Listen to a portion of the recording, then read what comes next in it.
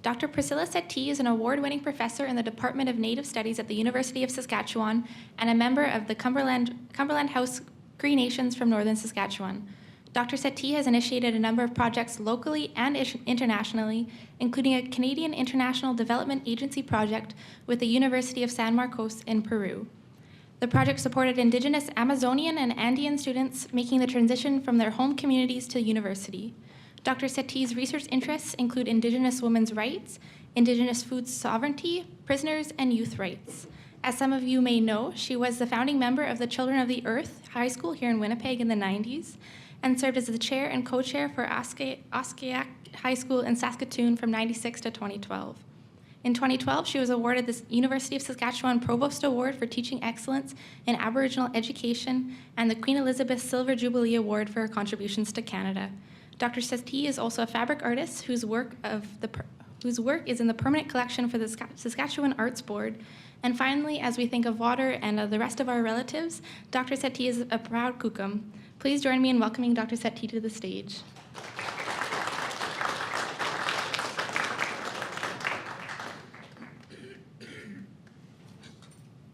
Sorry. Good morning, everybody. She found a very old bio of me on the internet, but I'd like to welcome myself to Treaty 1 territory as a member now of Treaty 6 over in Saskatchewan. And I'd like to thank all of you for coming and for all your famously fabulous work on this really, really important topic. I think, I'm so proud that the University of Manitoba and this particular group is doing this important work. It's long overdue, of course, and congratulations for that. So I want to just begin my talk by saying that while I'm speaking here, our relatives, Indigenous people throughout the globe, are on the front line, standing up for water, for land, for our Mother Earth. And while I am here, Indigenous people globally are being torn off their land, and many continue to lose their lives because of development practices and the neoliberal policies and practices of global governance structures that respect no borders, peoples, or human rights.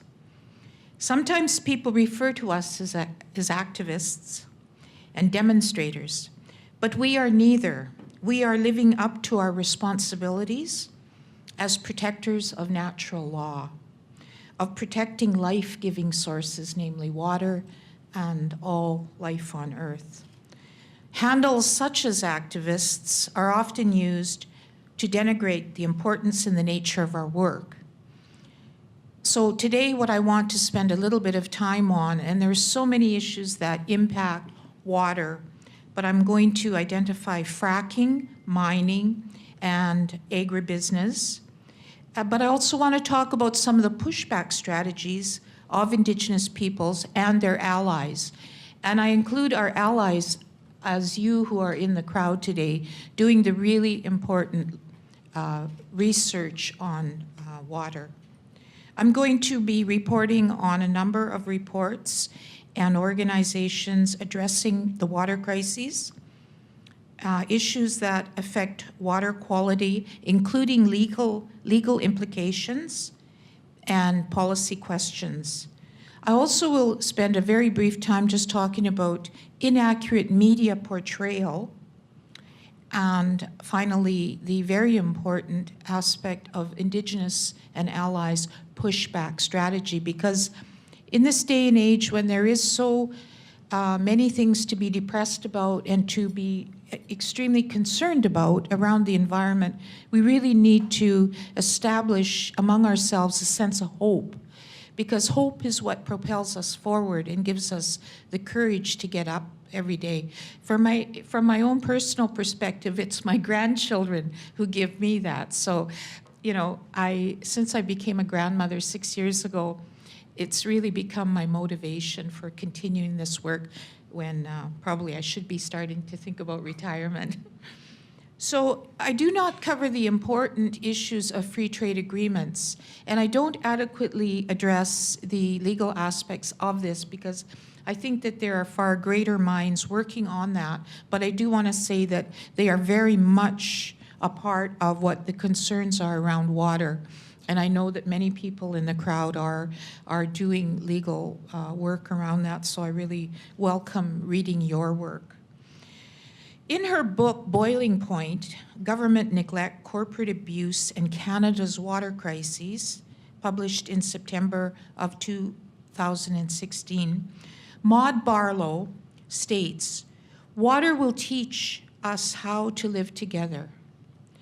Barlow, who's the author of 17 books and the research director with the Council of Canadians, a national research think tank, lays bare the extent of Canada's water crises and argues water policies will become the defining issue of the next decade. She states, and I quote, "It is time to abandon our false beliefs that Canada has unlimited supplies of water, that Canadians have taken care of this water heritage and one another, or that we still have lots of time to do so. We need a strong national plan of action based on a new water ethic that puts water protection and water justice at the heart of all our policies and laws. Generations have dumped what we wanted into water, over-extracted it for chemical-laden food production, and diverted it from where it was needed to sustain a healthy ecosystem to where it was convenient for industry and urban populations." And I think Winnipeg is a really prime example of a center that has really relied on the water of Shoal Lake. And many of you are familiar with the issue of Shoal Lake, whose water is one of the most under stress situations in Canada. We have dredged wetlands and canals, built mighty dams, over 100 of them in this province, hardened shorelines, moderated watershed levels, and modified waterways, once in the name of survival, later in the name of economic prosperity. And economic prosperity for some is the issue that lies at the heart of water usurpation. We know that the world is running out of accessible water. A UN report in 2015 reported that demand for water will increase by 55% over the next 15 years. By that time, global water resources will meet only 60% of the world's water. A plan is needed in Canada as we face water contamination, including my own well, eutrophication, the enrichment of over-enrichment of nutrients like you have in Lake Winnipeg, which is all but dead, once a beautiful lake, over-extraction, glacial melt, and climate change. Canada faces renewed calls and pressure to allow bulk commercial water exports to drought-stricken states. Water protection regulations across the country are uneven and generally inadequate, changing from province to province, and federal rules are almost non-existent, which has huge impact on federally jurisdictional areas of First Nations reserves and communities. In my province, Canadian Geographic has called the South Saskatchewan River the most threatened river in Canada, and reports that it has lost 12% of its flow in the last century due to over-extraction. Many of the country's large free-flowing rivers, such as the Skeena, the Athabasca, the Deschaux, commonly known as the Mackenzie, will follow if immediate action is not taken. Now I want to point to a few situations across Canada in First Nations communities. Neskantaga First Nation in Ontario has had to boil water since 1995. And I quote, "We're over 20 years already where our people haven't been able to get the water they need to drink from their taps or to bathe themselves without getting rashes." The chief, Wayne Monias, told CBC in 2015, their water issues have yet to be resolved. They are not alone. As of winter in 2016, and many of you are aware that there are 163 drinking water advisories in place in 119 First Nations community in Canada. More than 100 are routinely in effect, some for years and decades. According to a CBC investigation, 2/3 of First Nation communities in Canada have been under at least one drinking water advisory at some point in the last decade. Water advisories vary in severity. A boil water advisory means residents must boil water before drinking it or bathing. Do not consume means water is not safe to drink or consume, and a do not advisory means water is unsafe for any human use. Health Canada lists unacceptable microbiological quality, inadequate disinfection or disinfectant residuals, operation of system would compromise public health, significant deterioration in source water quality, unacceptable turbidity, cloudiness, or particle count, and equipment malfunction during treatment or distribution. These conditions have led to some disturbing health impacts. In terms of life expectancy, we as Indigenous peoples live a decade less than other citizens. We have higher rates and live on average 12 years with disabilities, oftentimes water-related. Our infant mortality rate is 3 times the national rate, and in where I live in Saskatoon, in the core area, the infant mortality rate is actually 448% higher than in the suburbs. And this is actually higher than so-called developing regions of the world. It's really a national, embarrassment. In terms of infectious diseases, TB rates are 16 times higher, and at one time TB was eradicated, but is now made a comeback. HIV/AIDS is the growing fastest within our population, and waterborne diseases such as dysentery and shigellosis are common. In the environment, contaminants such as mercury, we hear stories about Grassy Narrows white dog. It's been in the news for 40 going on 50 years, and the poisons have not disappeared. They've sunk to the bottom of the water, but they are still impacting the people of the region. PCBs, toxaphene, and pesticides stalk our community. When I was asked to come and give this talk, I asked my good friend, Dr. Merle Ballard, who's a biologist with the Natural Resources Institute here at the University of Manitoba, and I said, Merle, please give me an update on your community. And she sent me this update in her community of Lake St. Martin's First Nations. She mentions that it had entered into treaty with the British Crown in 1871, and it is known as Treaty Number 2. It is located on the shores of Lake St. Martin, about 225 kilometers north of Winnipeg. So Winnipeg is a city of a majority of non-Indigenous people and is in the center of Canada. You all know that. But the people of Lake St. Martin, their community was flooded, and it forced a displacement from their treaty lands in May of 2011. So community members essentially became landless. And I remember talking to her back then when this happened. But the province of Manitoba made a decision to flood the First Nations out to keep the city of Winnipeg safe and dry. First Nations living downstream were sacrificed.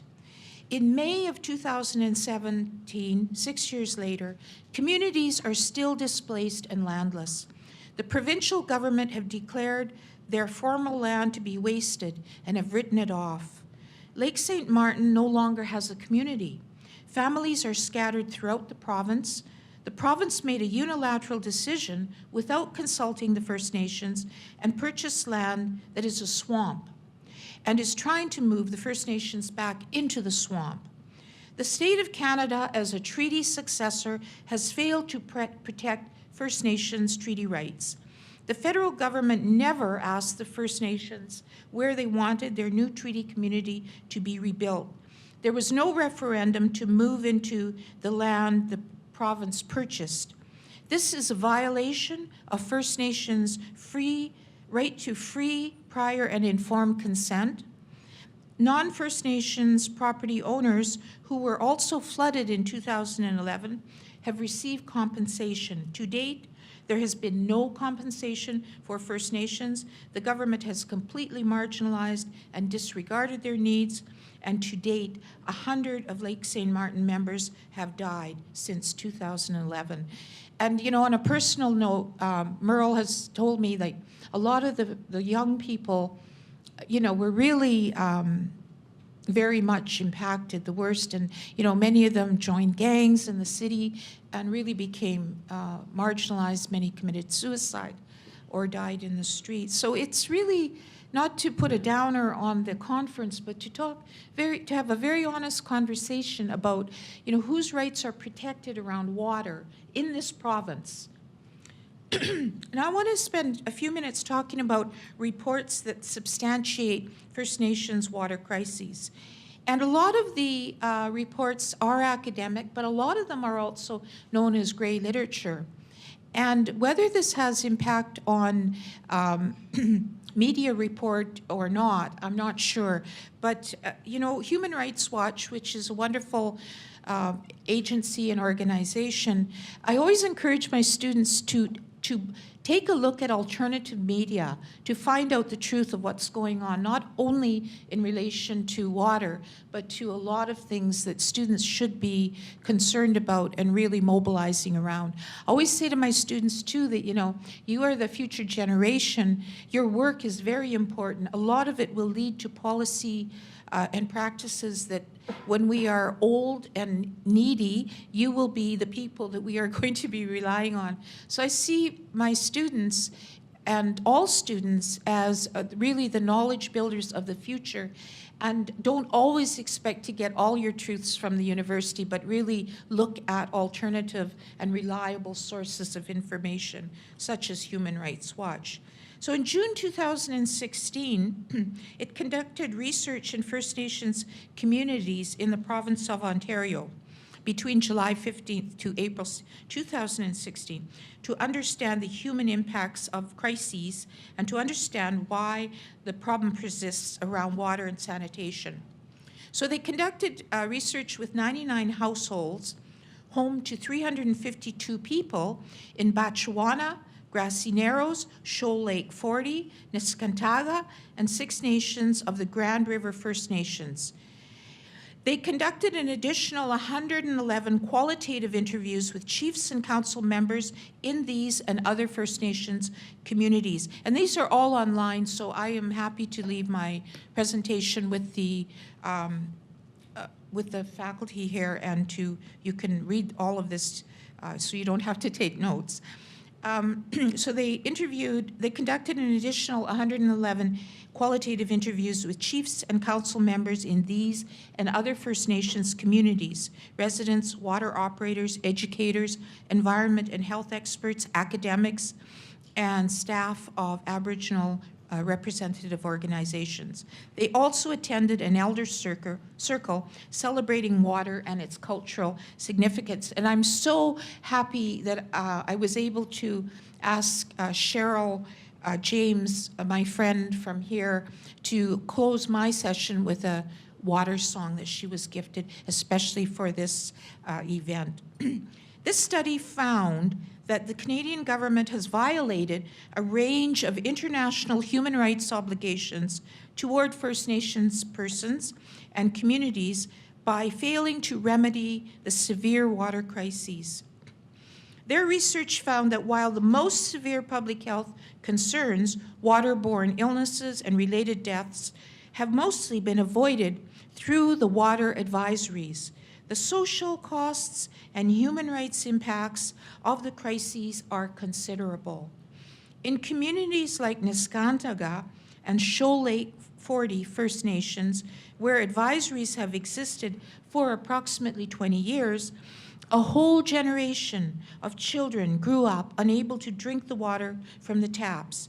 Individuals from this generation are starting to have their own children and to despair. And I'm going to describe some of the daily hardship of living under a water advisory for years. It means that some people become frustrated and drink the water without boiling or otherwise treating it, risking exposure to contaminants. Others use tainted water for bathing or for household tasks, such as washing dishes or clothes. Some avoid the water at all costs, but do not have sufficient safe water to meet their daily needs. Many households surveyed by Human Rights Watch reported problems related to skin infections, eczema, psoriasis, and other skin problems, which they believe were associated with water conditions in their homes.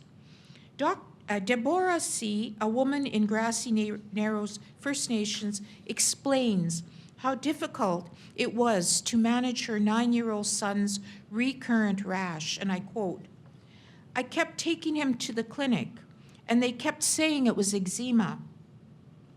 His belly and buttocks got really red, oozy, and it spread. The ointment they gave me didn't work. I took him again. Finally, her son was diagnosed with a skin disease that resists most antibiotics." And I was just talking to my colleague here about her really important work in how this very fact is a daily reality for some people, where some infections can no longer be treated by antibiotics. She cannot bathe him in the tap water in her home and uses bottled water in large jugs. I sponge him with bottled water from the jugs, clean him that way. My son has scarring now from where the rash broke out. It's not inflamed now, but he will have an inflammation once in a while. It won't go away totally because of the water, but now we know how to control the infection. So these are some of the stories of daily, everyday life for women trying to keep their families safe. The David Suzuki Foundation and Council of Canadians have published a report card rating government's progress on meeting its commitment in 9 First Nations in Ontario, which has the highest number of water advisories in Canada. So they've produced this report called The Glass Half Empty, and found advisories in 3 communities have been lifted or will likely be lifted within 5 years. Efforts are underway in 3 other communities, but uncertainty lingers about whether they'll succeed within the 5-year period. 3 others are unlikely to have advisories lifted within 5 years without reform processes and procedures. And in one community that had its advisory lifted, new drinking water problems emerged, illustrating the need for sustainable long-term solutions. I want to now spend a few moments talking about 3 of the sources of water stress conditions, and those are fracking, which you are probably familiar with, oil exploration, mining, and industrial agriculture. So these are 3 areas that have been identified by researchers as areas that are really a big source of this stress that water is facing. And I'm just going to really talk about some statistics and data in this regard. So in terms of fracking, 170 square kilometers of tailings ponds leach 11 million liters of contaminated water every day. 8.32 million liters of water are used to frack a well. Some use more. In terms of the infamous tar sands in Alberta, and soon to become a feature in Saskatchewan, the oil sands underlie approximately 140,000 square kilometers of the boreal forest in northern Alberta. Increasing greenhouse gas emissions are a major concern, but other impacts, from drawing down water levels in the Athabasca River to the creation of toxic tailings dumps, to hundreds of square kilometers of strip mining and drilling in the boreal forest are growing just as rapidly. Oil sands production has expanded rapidly in the last decade, but government policies and regulations have failed to keep up. This has created serious challenges in managing the environmental, social, and economic impact. And I have colleagues and friends from this area. Maybe you probably might have heard of the 4 hunters that were recently died while hunting up in this region. But talking to people in the community, they are telling us that there are 11 unusual forms of cancer that are coming out of this community. And of course, they live downstream from the tar sands. And so they know that it's related directly to this leaching of toxins into their food supply. And yet, you know, as someone who does a lot of research and teaching on Indigenous food security, food sovereignty, you know, it's not just that people can go to the grocery store and buy food because the food is expensive, it's often culturally inappropriate, it's often not fresh, it's often not sustainable, it's been trucked for, you know, thousands of miles, it's hugely expensive, and it's not, you know, it's causing all sorts of illnesses in our communities because it's not the food that we grew up on. So when you start looking at the environment and water and food security, it's a pretty bleak picture, and it needs everybody on board and everybody knowledgeable. In March of 2015, the government of Alberta released the Tailings Management Framework for the mineable Athabasca oil sands as a game-changing policy shift for tailing management in the province. It found that the total volume of fluid tailings, a toxic byproduct of Alberta tar sands, reached 1.18 trillion liters in 2015. This is the result of 50 years of regulatory and engineering shortcomings. In addition, EcoJustice, who also has a website, it's a Canadian nonprofit environmental law organization that provides funding to lawyers to use litigation to defend and protect the environment, reported that between 2006 to 2009, approximately 2 million tons of pollutants, including lead, sulfuric acid, and carcinogens such as arsenic, nickel, and chromium were released in Canada by mines into tailings and waste rock dumps. Fracking contaminates surrounding groundwater in the process. More than 600 chemicals are used in fracking. At least a quarter have been linked to cancer mutations and can affect the nervous system, immune system, and cardiovascular systems. And some of those toxins are barium, arsenic, lead, strontium, toluene, xylene, I can't even say all of them, radium-226, and benzene. It just goes on and on and on. You know, I could be here all day talking about, but more recently in Saskatchewan, my home province, there's the threat of Line 3. And Line 3, which is a pipeline, will pump nearly 1 million barrels of tar sands and crude oil a day across southern Saskatchewan. Its plans are to tunnel under the South Saskatchewan River near Outlook and the Qu'Appelle River near Bethune. It will cross 4 river basins and 14 water courses. It will threaten all downstream land, water, and communities. Now, it's important to note that the process through which this will be realized has not gone to the public. And I think it's important for students and those curious about these processes that it is often kept out of the public eye. and yet there has been things like organic communities in North Dakota, Standing Rock, where 8,000 citizens came together that were resisting or protesting, in the words of the state, these very undemocratic processes. And while it's very unpopular to encourage movements like this, I suggest that, oftentimes in these decisions, that it is the only power that works, citizen power, exercising their full treaty rights, is what I call them.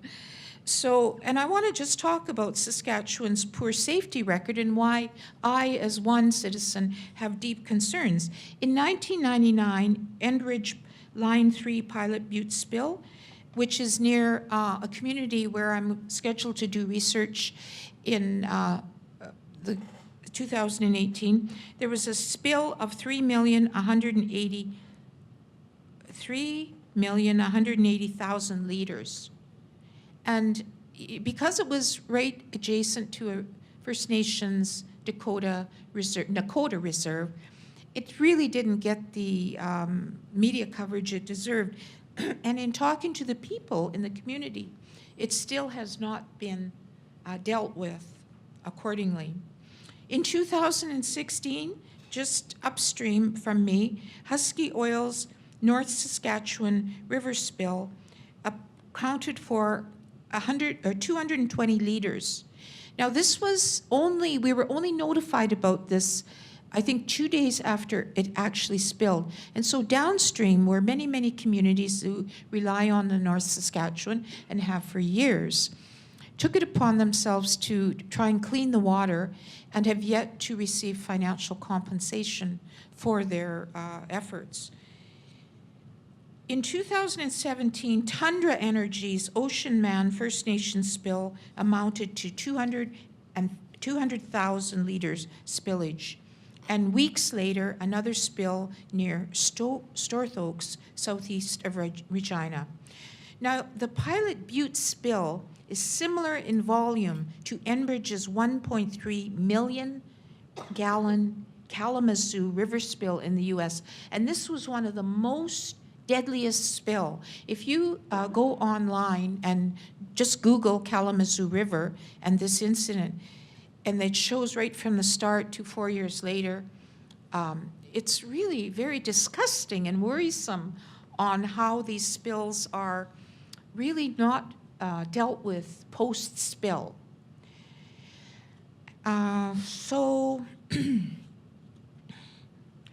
We had 8,000 industrial spills in Saskatchewan since 2006. 17% of these were from Husky Oil, Saskatchewan's biggest producer, which is incidentally controlled by Hong Kong billionaire Lai Ka-shing. So it's really important to understand the role of international forces in our local sources, natural resources, and to understand that, and I don't have time to get into the discussion of the international free trade agreement's role in water protection or destruction, but it is really front and center of that. So in 2014, the Saskatchewan auditor reported that the province had not implemented vital 2012 recommendations to regulate pipelines, and it still hasn't. And inspection records for Husky's pipeline spill still have not been made public. So lack of transparency is a really fundamental issue in people working on water issue. Mining is the second largest industrial user of water after power generation. Bodies of water around the world, including Canada, are threatened by toxic chemicals and heavy metals released into tailings ponds and can include as many as 36 dangerous substances, including arsenic, lead, mercury, and cyanide. In addition, every year, mining uses as much as 9 million liters of water globally. mining companies dump 180 million tons of hazardous waste into lakes, rivers, groundwater, and oceans, 1.5 times the amount of municipal solid waste the U.S. dumps into its landfills. Canadian company Cliff Natural Resources, Wabash Scully Mine in Labrador, accounts for 86% of that 180 million tons of hazardous waste. Rio Tinto dumps 30,000 tons of iron ore tailings a day from Labrador City Mine and has for 40 years. Cliffs dumps 13 million tons of tailings annually into lakes and tributaries. Environment Canada is investigating Vail for leaking toxic runoff into local waterways for over 50 years. Acutely lethal seepage into water and knowing about leakage since at least 1997, with 4,412 active and abandoned mine sites and 5,000 recorded mine hazards. Ontario now ranks highest for environmental liability in the mining sector and the only Canadian province that does not require environmental assessments before mines are developed. Large water users pay 1.2% of the 16.2 million it costs to run the water permitting program. Taxpayers of Northwest Territories may have to pay almost $1 billion to clean up the toxic dust buried under Yellowknife's Grant Mine, one of the richest gold mines in Canadian history. From 1948 to 2004, 2,000 tons of gold was mined from the site, leaving a highly toxic byproduct called arsenic trioxide. And before she was semi-defeated, Christy Clark had announced generous tax credit programs to support investment in the mining industry, to open 10 major new mines and earmarking an additional $6 billion to the Mines and Mineral Resources Division of the Ministry of Energy to the budget of $11.1 billion. So the point I am making in all of these numbers is that there are huge pockets of wealth that are either accorded carte blanche access to our precious water and are not paying the taxes due, but yet ordinary citizens are having to bathe their children in bottled water. And where is the justice around that?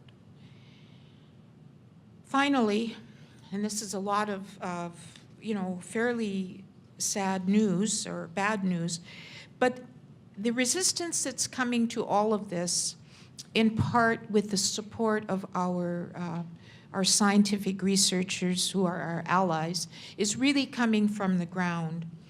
It's really coming from people who have the courage to address these issues because we're living with it.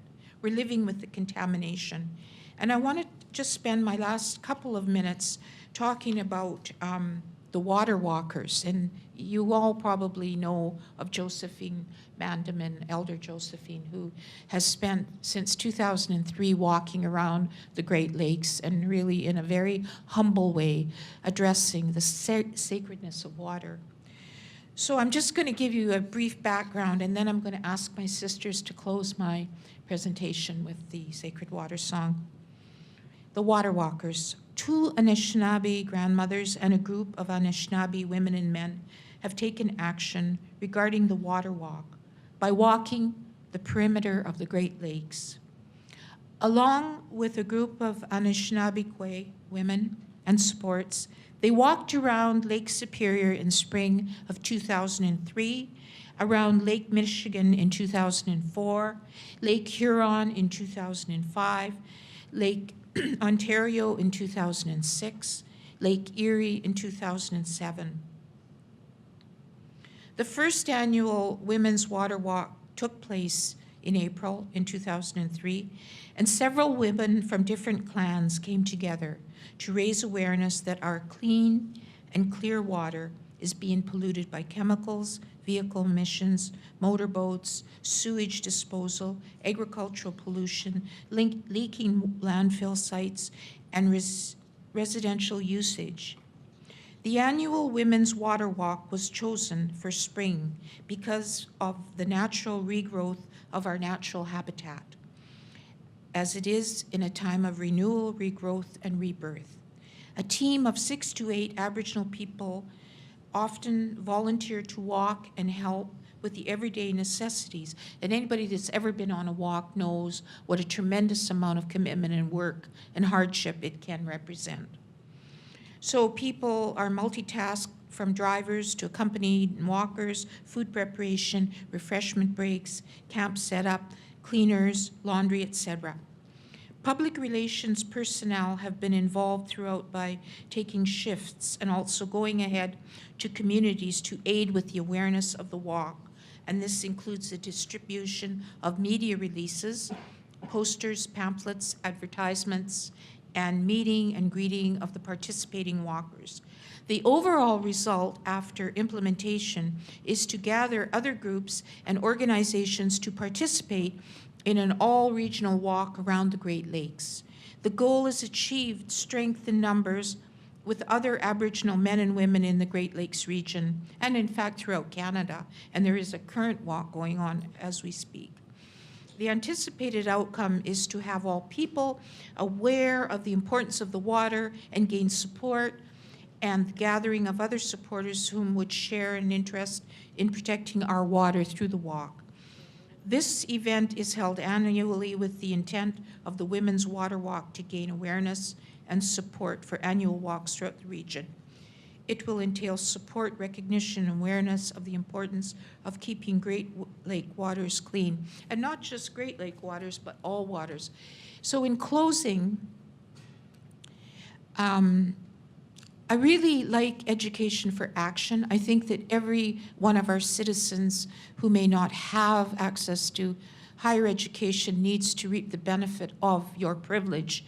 And so what I want to ask this plenary is maybe on day 2 of this conference, if you could organize and draft from all of your various research pieces, even one brief line from each of your thoughts about the conference, and develop an organic declaration that can come out of this conference as a living document. And I think it's really important to highlight these events as important historical facts that can lead to solid social change based on the broad base of knowledge that exists here, what you've heard today, what you will hear over the days. So please do that for me and for the future of water. And I really thank you for being such good listeners. Thanks.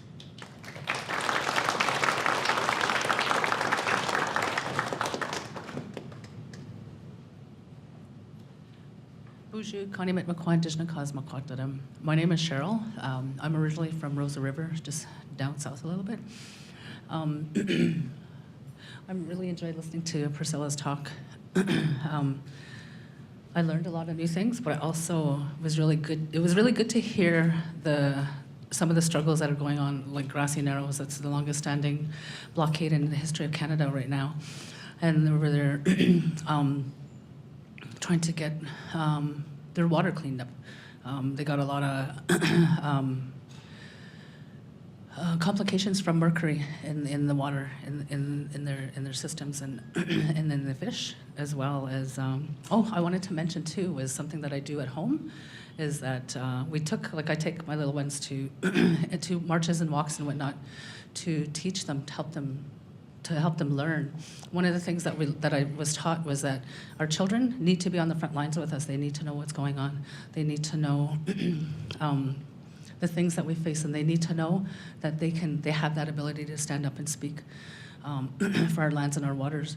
One of the things that I teach them as well is, after they have a bath or whatever, say, miigwech water, thank you water, miigwech nibe, and they know that our water comes from Shoal Lake. I want them to know that from growing up now, and that there's people over there that are impacted by our use of Shoal Lake's water. Another thing too is that when they're sick, I tell them, the best medicine is water. And that's what they say, water is life. Right, Auntie? Water is life, right, Mommy?